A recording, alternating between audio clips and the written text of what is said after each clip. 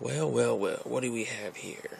This weekend, we have Joselito Lopez versus Canelo Alvarez. Anyway, I'm not even going to talk about that fight. You know what the fucking fight I'm going to talk about is Julio Cesar Chavez Jr. versus Sergio Martinez. Damn. I mean, I'm looking forward to this fight. It's just too bad it's on pay-per-view. You know what I mean? It'd have been nice if HBO and Showtime had a double header. You know, that'd have been a great night of fights. But I for one, don't think I'm going to be purchasing this pay-per-view.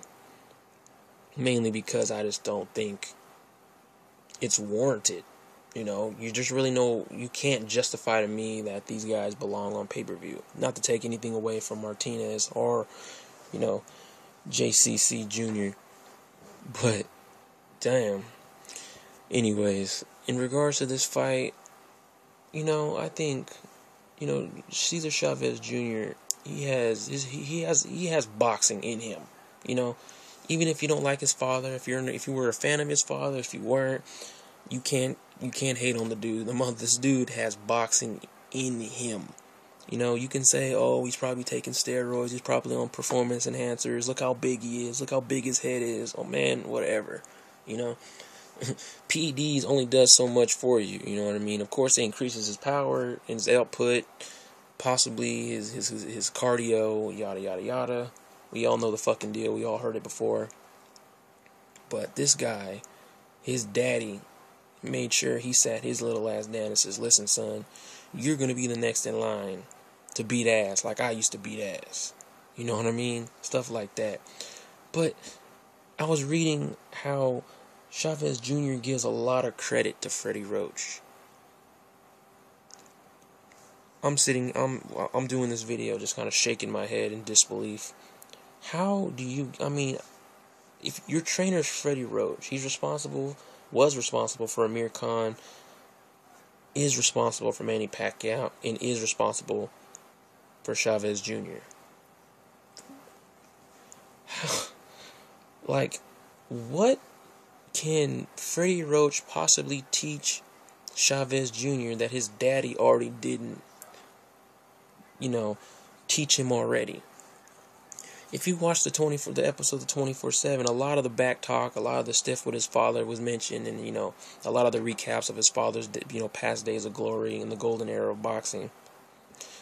You've seen that Freddie Roach, it's like Freddie Roach has little, what's the word I'm looking for? I can't fucking think of it right now, but he has like little say-so in what goes on in that camp, because anytime that, you know, his father has a few minutes, 5 or 6 minutes, you know, with his son, he's telling his son what to do, which to me completely contradicts what Freddie Roach, the Freddie Roach game plan, as I like to say. You know, it's like it completely contradicts it, because I believe it's like when De La Hoya,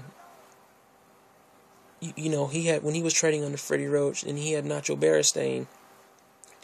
It was, no matter what the trainers told Oscar didn't really give a fuck of what they had to say, because Oscar was going to do what Oscar wanted to do anyway. You know, this is how I see this fight, except that Chavez Jr.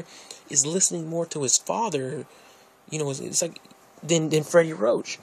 You know, his father is like the corner man, basically, but he's just not in his corner. And it's like Freddie Roach is losing his power slowly by bit, which is kind of funny, seeing how Michael Moorer used to work at the Wild Card Gym. Well, I don't know if he used to work or still works, but I believe he doesn't work there anymore.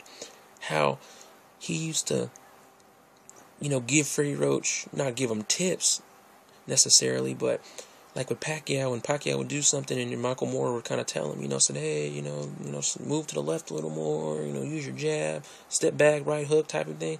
And Freddie Roach was like he got a wild hair up his ass and was like, you know, don't teach my fighter, you know, let me do the teaching and stuff, you know. And he kind of had to pull him to the side and tell Michael Moorer, like, you know, just kind of do your thing and, you know, stay the fuck out of my way type of ordeal. And then people understand, it's like, Freddie Roach was a fighter, yes, but Michael Moorer was a better fighter.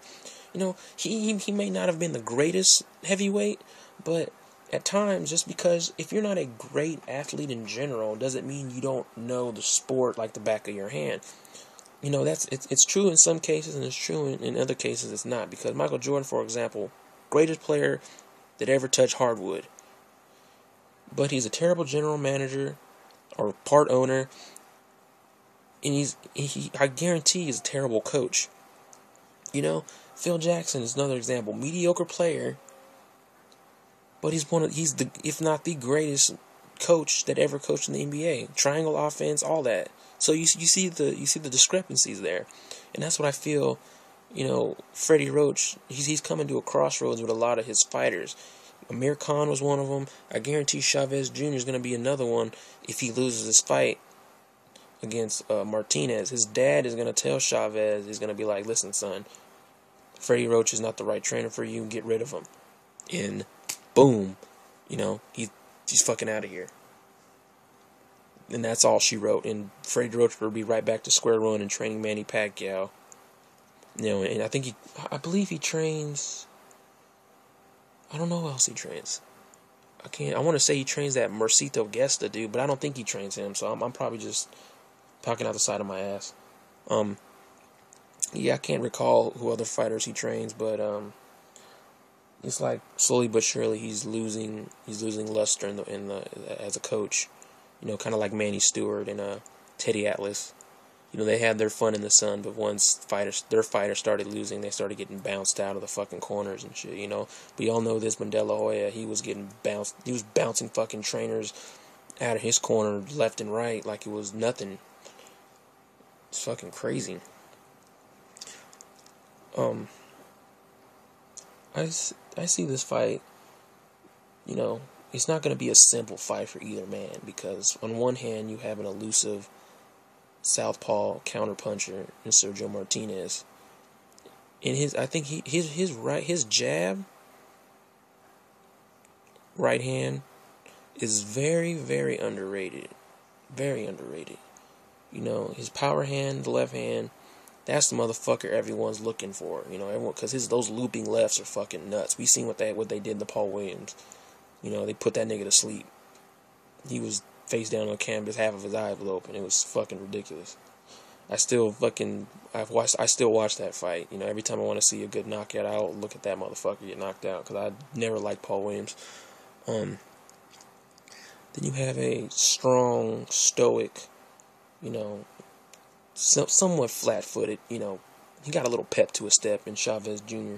Good solid jab, you know, good power hand, good movement, you know, good head movement. You know, he kind of reminds me of his dad a little bit, but he's got a little bit of his own style put into it. You know, really, really, I can dig it.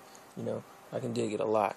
And I honestly think that if Chavez can cut the ring off in certain cases and position Martinez in the corner where he has nowhere to go, his back is against the wall, forcing Sergio to punch, to move, he can pin Sergio in a corner and just lay it on him, and he will hit Martinez, and when he lands, it will land hard, like a fucking Acme anvil landing on his fucking skull, you know, Wile E. Coyote style. He will land hard, and Sergio needs to be careful of that, because the only way I can honestly see him getting out of this fight alive through 12 rounds is by moving, and moving a lot, because the center of the ring is going to be where the tale is told, because either man can control the center of the ring. Sergio has proven that he can control the center of the ring and the ropes. Chavez Jr. has proved that he can control the center of the ring and the ropes, not to mention the corners as well. Fighting off the ropes now, that's another thing I'm kind of worried about, because Chavez Jr., he showed a little bit that he can fight off the ropes a little bit. I mean, he showed a little bit in the fight that he had with, what was his name? I want to say, was it Andy Lee? I think it was Andy Lee. Anyways, you guys will correct me.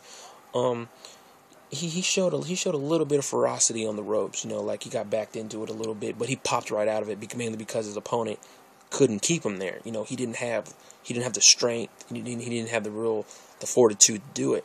Sergio, on the other hand, when he's putting opponents on the ropes, it's mainly because he's hitting them in so many different angles. He's showing them so many different angles that these fighters are kind of like, oh, they're so perplexed. They didn't even know what to do. So I would say it's a 50-50 at the most, 60-40, maybe 55-45, something in that area. Either man can control when they want to control. It just depends on who doesn't and when in the fight. What is the word I'm looking for? It's what they say, the cliche chess match, the proverbial chess match, I guess you can say. This is one of the fights where it's either going to be a slugfest. It's going to be one of those technical, quote unquote, boring fights, or it's just going to be one of those damn good back and forth brawls. I think everyone's looking forward to that. I would like to say Sergio could get the knockout, because he damn well could get the knockout, as would Chavez Jr., but I'm still sticking with my gut instinct. I'm still sticking with Sergio by late TKO. So I'm just going to stick with that, and that's going to be my guess of the fight. Sergio, late knockout. Technical knockout, excuse me. Or throw in the towel. I can see his dad getting really, really rowdy, sitting on the floor. The moment Chavez lands that big hand of the fight, he's going to be going nuts. Yeah, that's how I see it going personally. I think I said everything I had to say. But yeah, I'm starting. There's gonna be some dead air on this video, so I'll cut it short. I'll come back with another video pretty soon. So I'll leave it at that. Take it easy, everybody. Peace.